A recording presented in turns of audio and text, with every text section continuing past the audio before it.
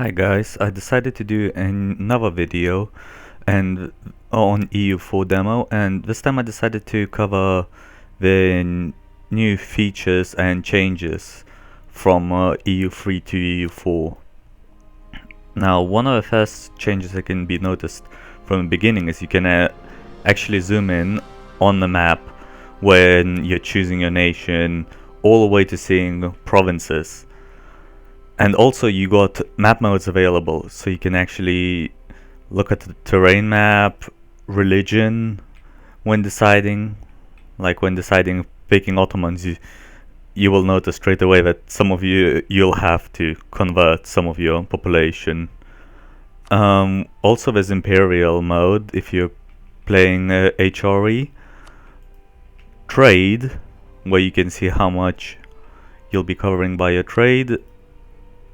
And diplomatic, I believe, will show you when you select a country, it will show you your relations with any countries that you have, such as at war or vassals. Another change is they have added more information regarding a country you're looking at, so you get actually to see the stats of your hair.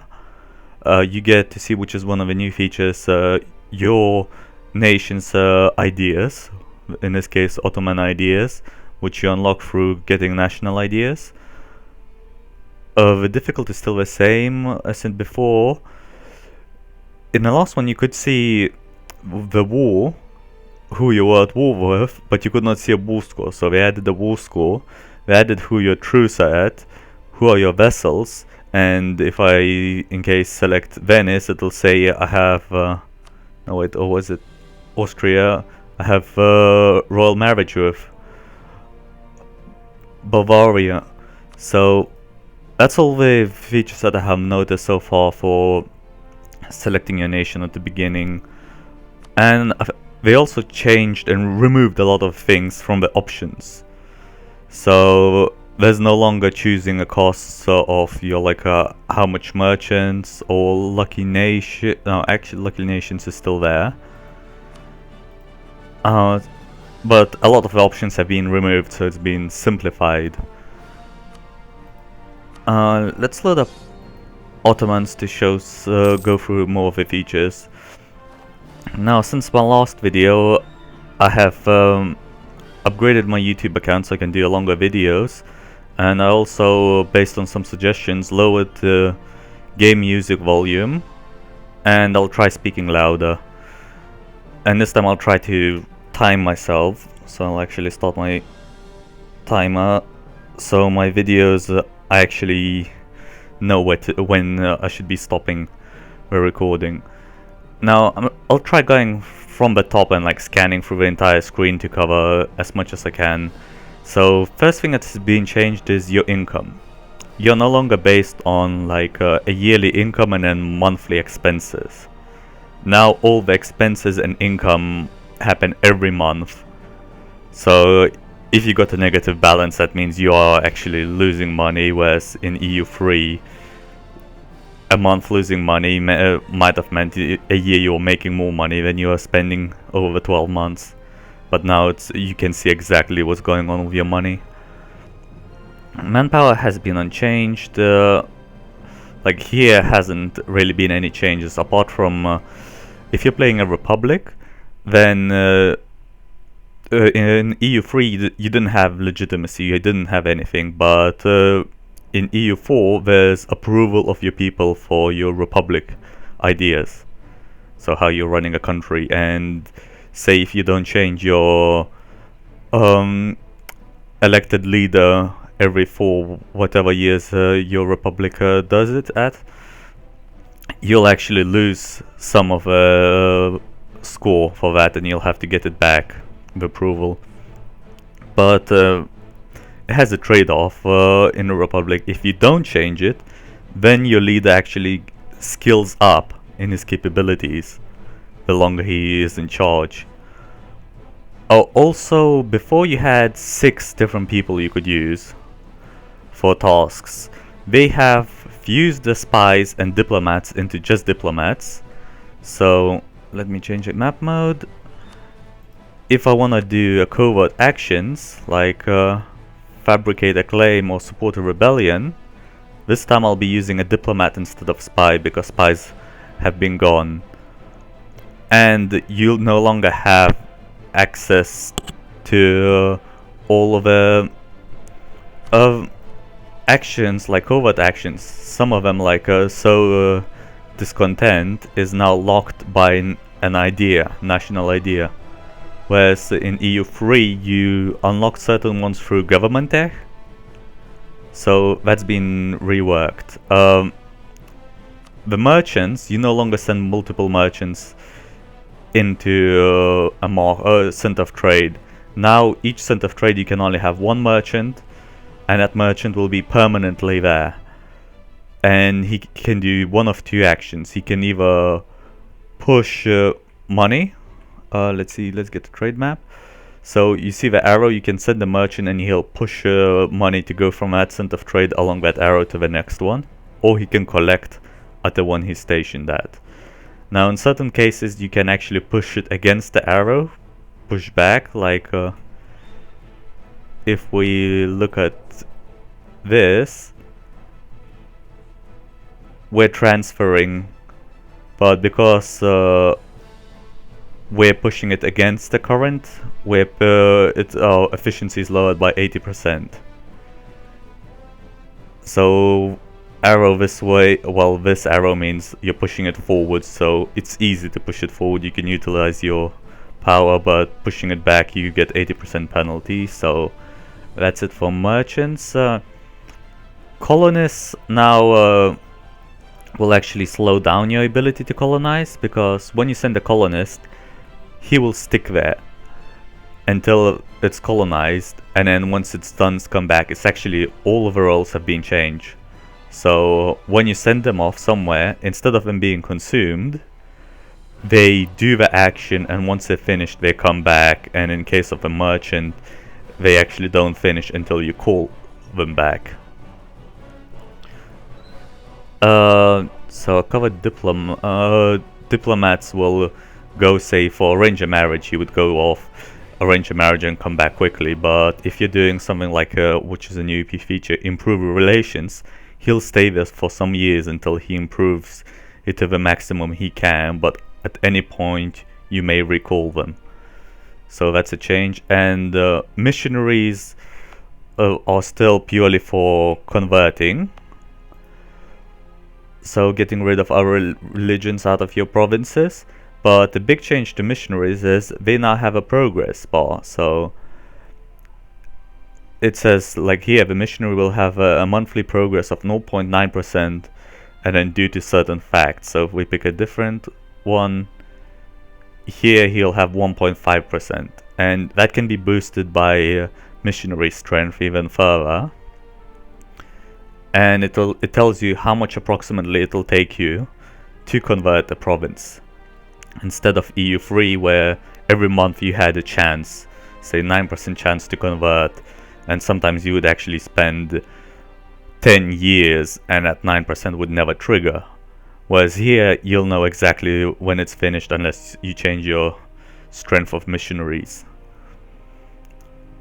And another thing at the top here is you get your scores. So you can play a game where you try to reach a certain score, and that's when the game will end. Or see who gets a higher score by a certain year. It has a lot of math for it, so we can look at a breakdown maybe at some later video. But there's a breakdown of how it's all calculated within the ledger. Another major change in the game is you no longer invest money into technologies. It's been replaced by monarch powers, which are administrative power, diplomatic power, and military power. Now to get technologies, you would actually be using them. You'd also use them to do certain things, like one of the new features is you can core a province by spending one of the powers.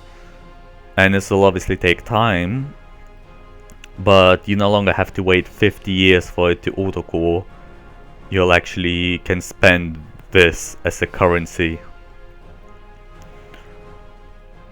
And like in the negotiations for suing for peace, to get each piece of land, you'd use your diplomatic points. And like if you got rebellion chance, like here, you can use your military points. So for first time in the game, there's actually a way of dealing with very high revolt risk, because you can now suppress them by 5%, I believe. Now for next, let's go through all of these. So the menu has been completely redesigned. Now you generate the points through your leader skills. So based on your leader skill, you'll generate certain amount of points, and you can increase it by 3 advisor slots. Now the first slot will increase your administrative, second slot will increase your diplomatic, and third slot will increase your military. And your advisor level will determine how many points it's increasing by a month. The big change to the advisors is you can no longer just get an advisor through or by using your what was it called, tradition. So in EU3 you could use your tradition to get certain advisors, and if your tradition was high enough, you'd get a very skilled advisor. That has been completely removed, so you'd no longer have national tradition. And these, I'm not sure how they appear at the moment, because I haven't actually explored this yet, but they appear and you get to pick one, and their prices have drastically been increased. Like a 1-star one costs 1.5 a month, and a 2-star one costs like 5.9. I think there's some other prices, but they gotten a lot more expensive. So let's see, we got 6. If we get a 2 one, which also you have to pay a lot more than in the previous game, now it's 8. And they're like sort of divided into some subdivisions. So here you'll only get certain advisors. Yeah, military advisors, diplomatic advisors, and administrative advisors. So they have been subdivided into categories. So you can no longer do things like get all advisors in like same area, like one for trade power and another for trade efficiency. You can no longer do that.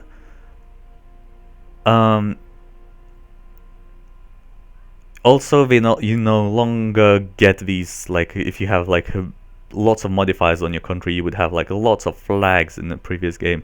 Now they appear as little icons with what sort of effects your country has. So before you could, when you had too many of those flags, you'd get this button and then be able to scroll through a giant list. So that has been redesigned, but it's not really a change in game mechanics, it's just display. Now diplomacy, whichever country you click on, it'll actually show diplomacy for that country. And there's also relations if you click on yourself. They changed how diplomacy is now divided into subcategories. So there's alliance actions, influence. I think there's a couple of new ones, like I don't recall there being coalition in a previous one. And improved relations is a very nice addition. And when you hover over them, it actually tells you what you need, what are the requirements to do certain things, like annexation. For my vassal, I must have plus 190. And annexation would use up a diplomat for, I think it takes 10 years to annex your vassal. So for 10 years you would be using your diplomat just diplo-annexing that person. And I think for like support, if we click actually on the enemy, if we try to do support rebels, it will let you subdivide into different rebels you can raise, and that's all like from a previous one. And you can actually when selecting a country, I believe you should be able to see that country's relations to other countries. Now let's move on to the economy. The economy view has been completely reworked. There's no longer the sliders of how much you're investing into each technology, as all the technology is now funded through monarch power. And taxation is no longer displayed as 100 and something percent. They've gotten rid of 100 bit and just doing the remainder. So if I had one stability, that would do 16.2% instead of 116.2. If you hover over, you get more details on like what affects the percentages. And it also has some helpful hints. Now, inflation has been completely changed, so you can no longer mint money a month. So minting has been completely scrapped, and loans have been changed. You no longer take out giant loans and then have to repay with huge interests like 7%. And if you're in EU3, if you were a giant nation, you would be forced to take like 1,000 ducats loan and then be spending like 70 ducats a month on interest, which would destroy you.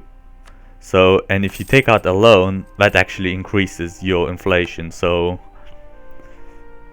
before, your inflation would increase through random events and minting. And I'm not sure did it increase through loans, because I never really took any loans unless I was forced to. And gold, when you have too much gold income. I think it was like if your gold income is more than 40% of your total income, then you'd get inflation. I'm not sure about the exact percentage, but that's been changed. So you're getting inflation through a certain national idea, I believe. Yeah, economic idea. You can reduce inflation, or you can do the same way you did in the previous game, which is by having an advisor reducing it, or a national idea reducing it. And taking a loan now, you can, instead of in the previous game I think it was 5 loans you could have, now you can have I think up to 50 or 60 small loans, and you can actually repay them straight off the bat. So with an interest, and you just paid it off, and you're no longer paying monthly interest on it. These sliders, like all the sliders now for your costs, have been all put into economics, so you no longer have to go into your army management to change your army maintenance. War taxes have been slightly changed. So now if you start war taxes, you actually commit for a year unless your war ends before end of a year. And it reduces your maintenance cost for both land and naval. And I'm slightly confused, but it does not seem to, like, before it had a 50% tax increase. It does not seem to state that, so I think it does not actually increase your income tax. It just reduces your expenses during a war. So it's assuming that it automatically the extra taxes are going for the maintenance. And now you're getting your war exhaustion displayed here. So just like in previous game, inflation will increase a cost of buying things. Trade, you can actually check how much now trade makes up of your percentage of your income. Instead of in a previous game you had to go into your ledger to see the details. And you can see your different stats. And from here you can actually manage your merchants and send them into places based on, say, trade power you have. So you'll probably want to send your person into where you have your highest trade power. There's embargoes list and whose embargoes in it, so it's like a complete summary of a trade with some ability to manage it. Now, like I mentioned, technology has been changed and you're no longer spending money. Your technology type affects, like I got Ottoman group, which means I got 125% of normal cost, so 25% increase. And the button to westernize is here, and let's see, we need technology to be 8 technologies behind the western neighbor, so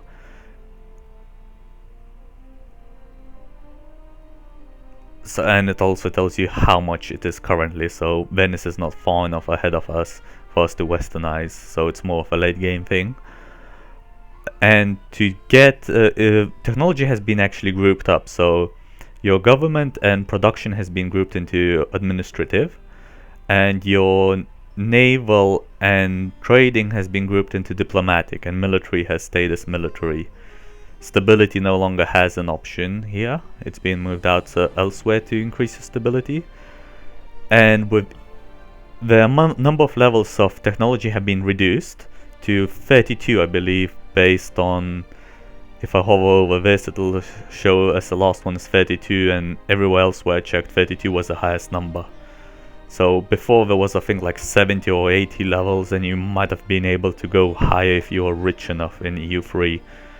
But here it seems to be 32, and with when in EU3 you research something and went up a level, you didn't always get a bonus or unlock anything. Here they change it that with every level it'll actually tell you what you unlock, and each research adds more depth to the game by giving you like a description saying, like in this one, you developed better relations with neighbors by establishing embassies in the capitals. You know, that's not what you do, you just build an embassy somewhere. And it gives you an extra diplomat and makes it harder for enemies to create cores on you. And so with military you also unlock things. Another change to military is they added things like improved maneuver, which makes your units move faster as you tech up. And combat width. So I'll explain combat width later, but this increases the combat width. And military tactics is a raw damage reduction. I think it's percent-wise or something, but it basically makes your units take less damage. So you can get all the summaries here of like when you'll unlock what, but you get like what you'll unlock next displayed here, and each technology up has a base cost of 500 plus your technology group, which is Ottomans. It'll increase by 25%, and then just like in EU3, in EU3 your neighbors would like sort of contribute towards your research, whereas here your neighbors who are ahead of you reduce your cost of technology. And there's on this one lack of piety, which is a religion related change to your technology cost. I think that covers all 4 technologies. Now national ideas, so now all the countries have their own national ideas, which you don't do anything with them, you unlock them when you're doing other national ideas. So when you're investing into other national ideas, these unlock along the way. Now certain more significant countries will have their nation unique ideas, like Ottomans, but other nations, smaller ones, like I think Bosnia, will have a more general culture based one. So certain nations will have culture based ones, others will have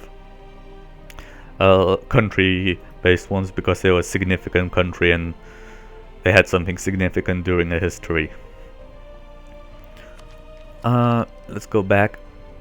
Now, the way you do the national ideas have been reworked. So before, you just pick a national idea, it would not cost you anything, and you can change it at any time for a cost of, I think, 2 or 3 stability. That has been changed. Now, moment you choose your national idea from one of the 3 subgroups, same as before, but there's a difference in it. As once you choose it, it's permanent. You're stuck with an idea, and you're actually not getting any like global benefits from it when you pick it. You'd actually only get some benefits where you may require to do a certain act, a certain idea to be active. The only benefits you're getting from the ideas is once you get an idea, you have to invest into the idea points, which actually makes it more progressive. So if we're looking here, it costs 400 diplomatic power for this naval idea. And like at first I can get more naval morale, then I can get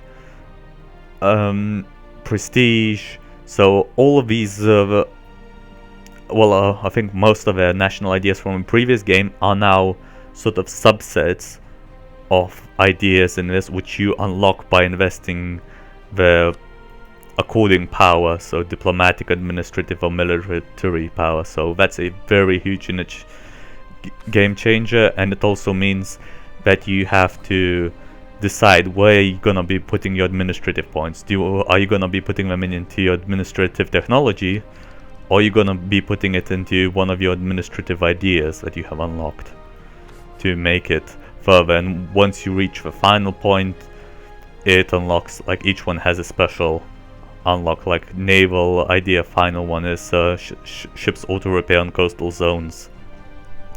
And as you progress, I think once you do 3 ideas, you unlock a first one. I think at 6 or 7 you get a second one, and you progress to unlock these by putting in points in different ideas.